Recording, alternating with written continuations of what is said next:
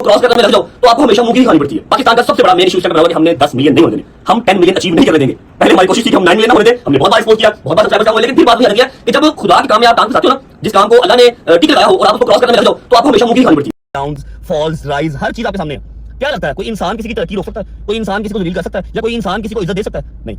जब तक अल्लाह की जात में लिखा हुआ है तब तक हर काम होना है। इंसान के बस में हो तो इंसान अपने सगे भाई को खाता हुआ ना देखे।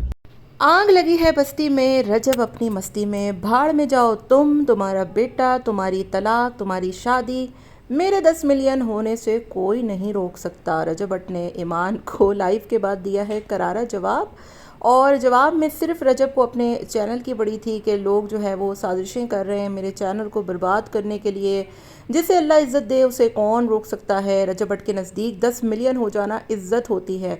मतलब एक इंसान की पूरी ज़िंदगी बर्बाद हो रही है, एक औरत आपसे गिरगिरा रही है तलाक मत दो, रिक्वेस्ट कर रही है, आप आकर जवाब दे रहे हैं कि मेरे 10 मिलियन जो है वो पूरे होके रहेंगे, अल्लाह जिसको चाहे इज़्ज़त देता है। ठीक है, आपने बहुत मेहनत की है, नो डाउट, आपकी जो कामयाबी है वो भी आपको मुबारक हो।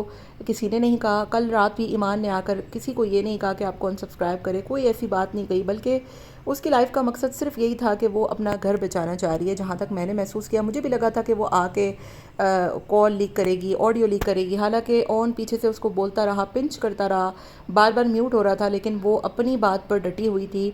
जहाँ तक मैंने नोट किया है कि ऑन और जो उसकी वालदा है वो होंगे थोड़े बहुत मतलबी, लेकिन जो ईमान है वो बेचारी अपना घर पर जो है वो बनाना चाहती है, और रजब को भी उसको थोड़ा सा देखना चाहिए था, अपने बेटे की खातिर थोड़ा सा वो ईगो को छोड़ देता, लेकिन बजाय उन चीज़ों पर बात करने के रजब साहब ने अपने चैनल पर बात की कि मेरे चैनल को ये लोग गिराना चाहते हैं।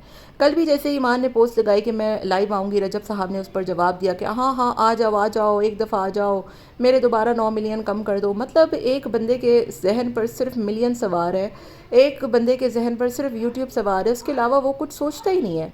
इनफैक्ट कि डकी भाई आप देखें कि वो उसको कितना फेम मिला, उसके फ़ौरन 10 मिलियन हो गए, लेकिन वो बंदा 15-20 दिन में एक व्लॉग अपलोड करता है, और उसने अब व्लॉगिंग काफ़ी हद तक छोड़ दी है। लेकिन रजब की बात की जाए तो उसको ऐसा लगता है कि एक खपत हो गया है यूट्यूब का, और जिस तरीके से वो हर बात में अपने सब्सक्राइबर्स उठा के ले आता है, उसकी सुई जो है वो सिर्फ सब्सक्राइबर्स पर ही अटकी होती है। कितने अफसोस की बात है, कितनी दुख की बात है कि आप जो है वो बजाय इन चीज़ों पर सोचने के, थोड़ा सा जो है वो लीनियंसी दिखाने के, आप इतने ईगो आपके अंदर आ गई है कि आपको सिर्फ अपने चैनल की पड़ी हुई है।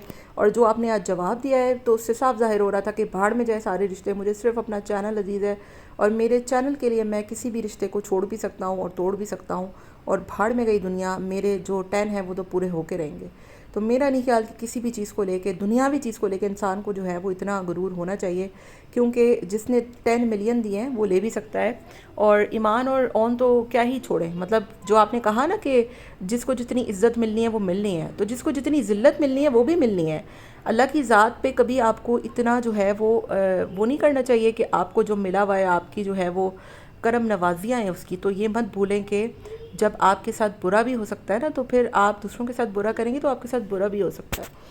आपका क्या ख्याल है? कमेंट में मुझे अपनी राय का इजहार जरूर दीजिएगा। मिलते हैं नेक्स्ट वीडियो में। Take care, tata bye bye, अल्लाह हाफिज़।